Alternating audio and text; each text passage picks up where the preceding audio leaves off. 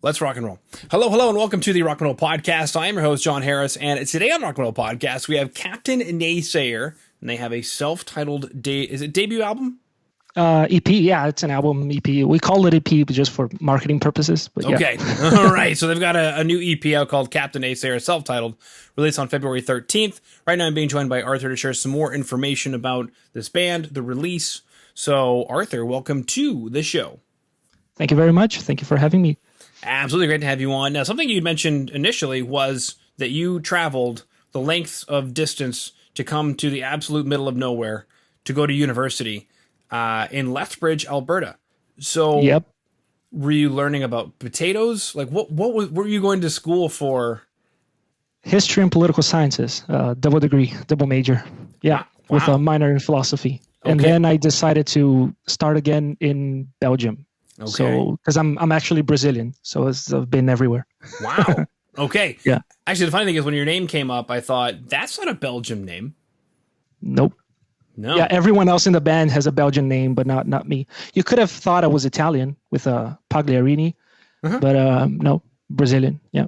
Okay. Well, to my knowledge, there's a vast Italian community, or at least at one point, a lot of Italian immigration to Brazil.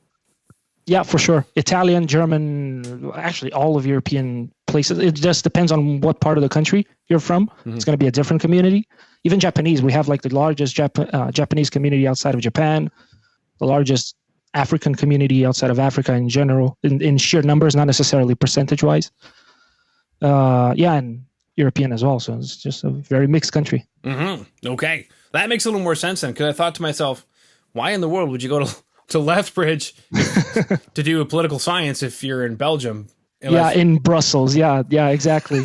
Like I'm not the capital of Europe. I was, I'm going to go to the middle of nowhere and do the thing. Yeah, no, I actually really liked it. I really liked Canada. Up to this day is still my favorite country. So yeah, it was really fun. Okay. Why is that? What is it about Canada? Coming from a country where nothing works, and now living in a European country that is the most similar to Brazil that I could expect. Everything in Canada works.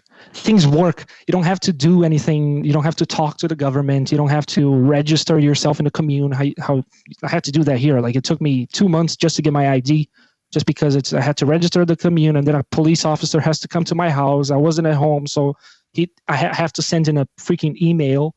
And then like 2 weeks later, he's going to come back at 5 a.m. And then I'm going to have to show him where I'm living. Like it's insane. It's the bureaucracy, the I don't know. It's just nice to live in a country where everything works. And also Alberta is a province where there's a lot of oil money. Can't deny that, right? So There was. I don't know. There was. That's true. I left in 2017, September. I don't know how things have been after that, but up until that point, yeah. Yeah, I can imagine that. Yep. Right about that time is when things were tanking. So it started tanking in 2014, and I was in oil and gas making all that money you were talking about, which is why I moved here. And then by late 2016, end of 2016, I was out of work and couldn't find any work. And then that started the struggle. And yeah, it's been going on since then. And the pandemic obviously hasn't helped matters either. Yeah. I can imagine, yeah. Mm-hmm. But still, I would give anything to be back there, because the country is nice, the people are nice, like everything is nice. It's just, everyone's polite, things work, nobody jaywalks. That's a thing. I learned there not to do it, not to cross the street when the lights are red. And now here in Europe, everybody does it, or at least in Belgium, because it's Belgium, everybody does it. And I'm like, dude, I've been taught not to do this. I learned not to do it, and now I got to do it again. Yeah. Western Canada, yes. And Eastern Canada is a completely different beast. Fair enough. I spent a lot of time in Eastern Canada before coming here. And there was one time I was going downtown, or I was living downtown. I was going to work on the weekend in the office.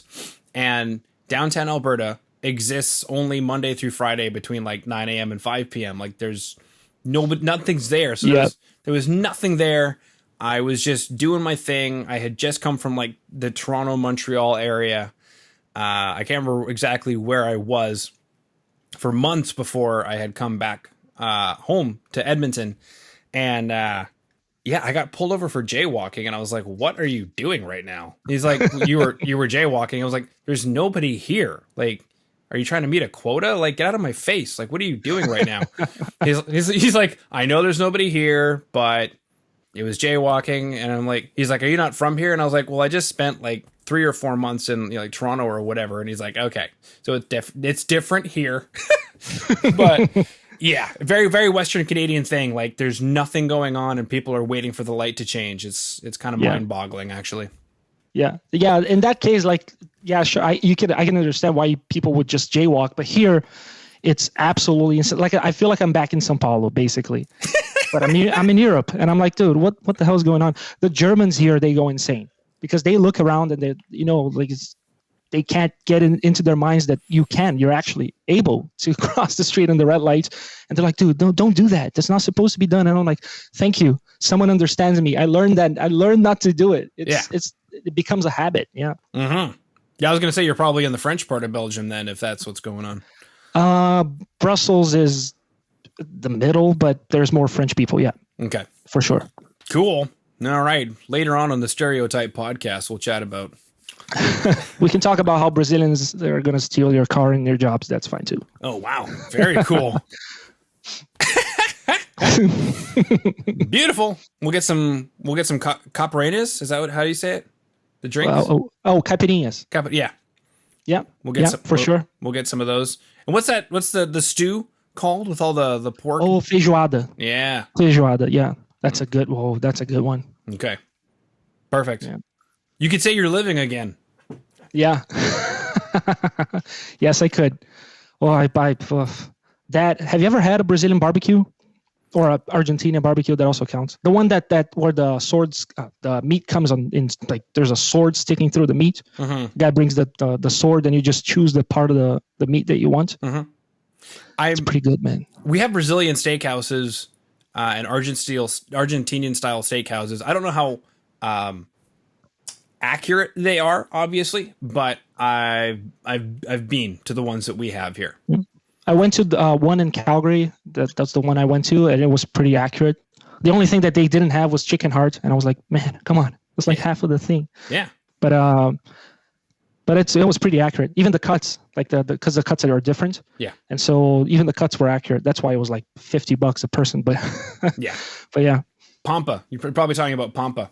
I think so. Yeah, I think that's the name. Yeah. Mm-hmm. For sure. It's a pretty good restaurant. I don't know how it is now, but when I went there, it was pretty good. Yeah. Boom, $50, and then they send you the salad bar so you can get filled up and not eat any meat. Yeah. That's the strategy. Yeah. Beautiful. Okay, now speaking of strategies with Living Again and changes and Captain Naysayer, this single, Living Again, has a lyric video, is obviously important. Why this track, and what's it about? So the track is basically, I think it's this one. Yeah, this one I wrote the lyrics for, except for the chorus. That was a group thing, and I just heard the song and I'm like, I feel like I'm getting off of a drunken stupor. That's how I feel about it, right? And that's where the idea came from. That's how the song starts. I raise my head, I feel the dizziness coming in, and so that's the idea. It's just you party so hard that the next day you're just like, whoa. But you don't have any time to rest because there's another party or there's another, like, things just keep going and you're living again every single day. You're just living again and living again. And that's pretty much what the song is about. Yeah. Okay. That's to be very honest. The lyric video, it was my first attempt to do a lyric video. I needed to do one. I said to the band, I'm like, guys, we need to do one. Nobody knows how to do one. Okay, I'm going to try and do one. So you can actually see how the video itself improves as it goes by. Like the beginning of it is just super simple. And as it goes by, it just starts getting better. And it took me, like, some parts of the video took me so long to render that I'm like, dude, am I even doing this right? So it's more of a, it's more of a, I don't know, just me trying out to see what looks cool and what doesn't look cool with a lyric video than anything specific, and what matches the song. It had, honestly, before we got to this version of it, I had a video with just a bunch of ducks literally like just ducks walking around and just marching to the sound of the music. And I'm like, guys, this is super funny. And they just saw it and they're like, no, this is stupid, man. What the hell are you doing? So, yeah. Yeah, that's what the song is about. It's just partying hard and just living the each day to the fullest and just getting up with a massive hangover the next day. But you're Brazilian, so I mean, and and you can imagine how it is here in Belgium, the country of beers. So, and my job, it's basically based off of my job. Before the pandemic hit, I was working as a pub crawl guide. And my job was literally to just take people around drinking beer and just partying hard for like 6 or 7 hours. I would get out of my house at like at 6 p.m. and arrive at noon the next day, just because I ended up on the other side of the city and just stay there. Speaking of Belgium, one second. Yep.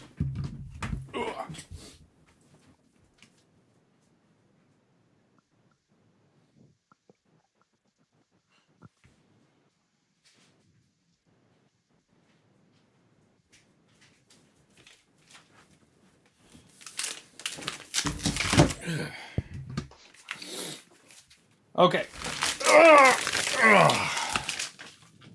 I can't read. It's no. I can see everything but the label. I think the filter is filtering out the label. It's not filtering out the black stuff. Oh no.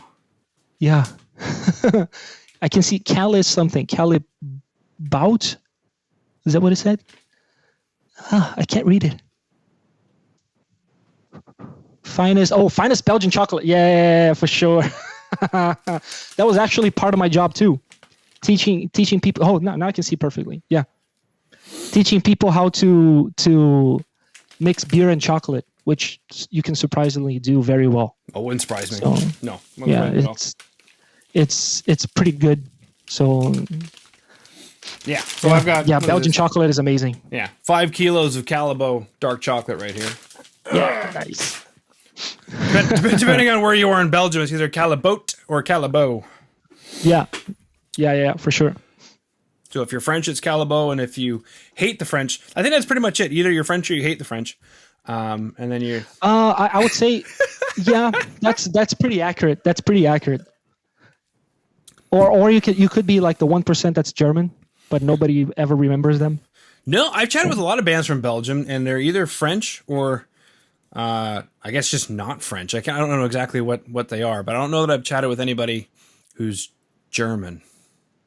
Yeah, there's a small part in the east. Oh, yeah, that's the German people, but the majority of the country, German is an official language here, believe it or not. But yeah, the majority of the country is either Wallonian, the French, or Flemish, which is Dutch. Flemish, that's right.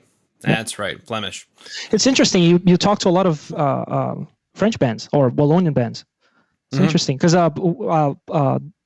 Captain Naysayer were on the Flemish side, and so we have zero contact with the Wallonian side. There's a very harsh divide. We never play there. We never hear from the other side. It's really interesting. We play in a lot of places here. I mean, not now because of COVID, but yeah, there's a big divide. So it's interesting to me that you talk to a lot of French bands. Oh yeah, yeah. Maybe they see Canada and they think, oh. But for sure. Oh, everybody asks me. Everybody asks me. Oh, so you went to Canada? You speak French? I'm like, no. Most of Canada doesn't actually speak French. It's an official language, but it's not everywhere. No, I mean it's not spoken everywhere. No, if you'd had the chance to go to French Canada, you would see a completely different world. It's almost because like where you were at is probably like more like 70 to 90% American and the rest being European. Whereas French Canada is like the exact opposite. It's mostly European with that splash of like American culture. Yeah, for sure. Yeah, I went to Montreal a couple times, and it's exactly that. Yeah. It even looks like here. Yeah. The times in 24 hours, you Yeah. know, everything there is spot on. Boom, we could go on for days. Hmm. Days, Arthur. But we got to talk about changes. So, Yeah. is there a theme to the record? Because you mentioned, Living Again, you're teaching people how to mix together Chame and Callebaut, For and sure. how much fun that is. And if anybody out there, in podcast land, watching on YouTube, listening on Spotify, wherever you are in the world, if you've never experienced Chame or Callebaut or both together, Yeah. I would recommend, the dark chocolate with whatever is bitter. I think they're bitters. Bitterest. Can I say that? Bitterest, the most bitter that they have. Is it the blue? I don't remember which one. Whatever the most bitter that they have, that's the best combination with dark chocolate. Yeah, and no, I don't know if there's a theme to the album. I would say the theme. There's a theme to the band for sure, which is this 1970s like space vibe that we have with the captain and the what we call the octoplanet, which is our cover, and all the advertisement that we do, everything that we talked about online. It's always it always goes back to space. But the album itself, I don't think we have a theme. It's just music that we like to hear, and we thought that people would like to hear as well. Mm-hmm. It's just trying to recover something that I don't know we don't often hear nowadays. This very, very 70s style rock and roll. That's basically what it is, and that's what Changes is too, right? Changes is a song about the ex-wife of one of the members of the band, and it's basically like your most honest or true rock song, right? Is a song about a heartbreak or a song about a woman, basically. Which is, I grew up knowing that rock is about two things. You're either talking about a woman or you're talking about your car, or if you're a Deep Purple, you're talking about both. But that's what Changes is about. No, I would, otherwise I'm going to keep extending myself. But I think that explains the song pretty well. Okay, cool. No, that makes a lot of sense. The pandemic, how was that? And I guess my next question is, are you grateful for where you ended up with regard to being in the world? Because you could have been in Brazil. Oh, absolutely. Absolutely. Or Canada. I would have loved to have stayed in Canada. To be honest, you guys have been doing pretty well compared to the rest of the world. Mm-hmm. I mean, I don't think anywhere else people actually got paid to stay at home. Like it's, I don't know what that's going to do for the economy, but at least for now.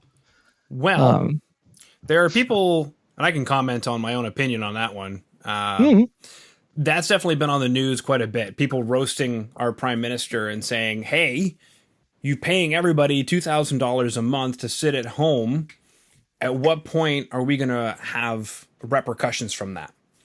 And I agree with the prime minister who says, we can borrow money from our own government at a significantly better rate than you can, So they can borrow money because they print the money. Whereas if I were to personally borrow money, it would be at 20% interest on a credit card. Yeah. So immediately I know that the economy is going to come back. I know that we're safer as a result because I myself stayed at home for 4 months without having to worry, while I'm watching my neighbor burn. So I don't think that the answer to that is too far off, because we can see what it looks like just by hopping over the fence. Yep. And saying, well, do you want to see the alternative to somebody not getting $2,000 a month? Just look over the wall and you'll see what that looks like. And it looks like hell on earth. So I think that it kind of solves itself. And maybe these pundits are just asking this question because it drives clicks It drives media usage. Maybe they're not actually, in real life burning our prime minister, but I'm very happy with his behavior. And I actually wrote him a letter thanking him. Well, that's pretty nice. Yeah. And that's the thing here. Again, Belgium wasn't doing as well as Canada was until a few years ago. So they didn't have the money to do that, but still there's way more support. I mean, I'm from Brazil, so there's zero support. Our president decided not to buy the vaccines. Like it goes down to that point. Like he bought literally the whole stock of, I don't know how you say that in English. Chloroquine. There's a drug that does nothing for COVID, but at the beginning of the pandemic, people thought that it did something. Yeah. And basically the United States realized, it doesn't do anything. And our president was like, hell not. Give it to me. We're going to buy your whole stock. So we have hundreds of years worth of medicine that doesn't do anything, instead of buying the vaccine. And here I'm grateful because it's, even with all the pandemic, quarantine here has been very strong in all of Europe, but very strong. Like I've been stuck at home on and off since March last year. So it was March until I think June, and then 2 or 3 months where we could go out, but not too much, and then quarantine again. And now we're still in quarantine with a curfew, and you can't stay outside. And it's been pretty strong. Yeah. But at the same time, we were able to record an album. We were able to advertise ourselves to a lot of people. We're gonna get vaccinated, right? But for free, I have to do nothing. Right. And I'm a foreigner, right? I'm just living here, and they just said, yeah, no, you get vaccinated as well. So I'm pretty grateful for that. Yeah, it's pretty good. Cool. All right, sweet. Well, I believe that concludes our interview, my good man. We chatted about almost anything but Captain Naysayer, but yeah, sorry, man. We naysayed the Captain Naysayer. Yeah, fair enough. But no, that's not true. We chatted about Living Again, the lyric video. We chatted about changes. We chatted about the album. We chatted about a lot of things regarding Captain Naysayer. And then because you had mentioned that you lived in Lethbridge, we went on a big tirade. And as somebody who enthuses probably too many Belgian things, such as chocolate, and we have Stella in the fridge upstairs. Nice. Yeah, there's five things that everyone should know. It's that if you like Belgium, those are the five things. It's fries, beer, chocolate, waffles, and mussels. Those are the 5 things, and you can never go wrong with any of those here. They're always amazing everywhere you go. So yeah. Okay. I know exactly why you bought the chocolate, and Stella is also good. So yeah. Yeah. Well, we also got a really good deal on it. Do you remember the store Costco? Yeah. They have a liquor store, and I was able to get Stella for $1.90 a beer from Costco. Ooh, that's nice. Yeah. Because beer there is. Oh, I forgot how expensive beer is in Canada. Damn. Yeah. That cost here was maybe €1.50, but that's for 3 or 4. Yeah, it's way cheaper here. Yeah. Yeah, I have forgotten how expensive alcohol is there. It's very expensive. Very expensive. Yeah. People are concerned there's not enough money to go around, and yet our gas and our alcohol is taxed to hell. So yeah. Yeah, for sure. It's like $1 something a liter for gas, and it's if you take away all the taxes, it's 30 cents a liter or something. It's ridiculous. Yeah. Sweet. All right. Well, Arthur, thank you so much for coming on to the Rock Metal Podcast today. Well, thank you for having me.